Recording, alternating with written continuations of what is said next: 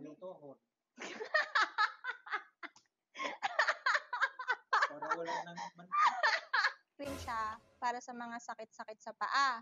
Sa paa, sa knee, or sa elbow, anywhere kung saan may masakit-sakit sa inyo. Ito talaga pag sa gabi, hinahaplasan ko ng ano. Ito siya, guys. Ayan. So, lagay natin Ito, kay ano, motherhood. Saan dito? Ito dito. Diyan. Pag nilagyan na ito, anong pag nilagay yung cream? Ayun. Malamig?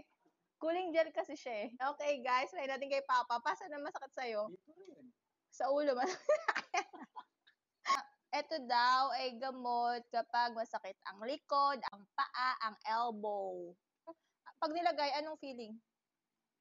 Medyo malamig na. Malamig? Dalawa kami. Oh, tag-isa lang kayo. So guys, try nyo to. Bibigay ko kay Mama at kay Papa. Oh, Thank you. yan. Click Click the yellow basket.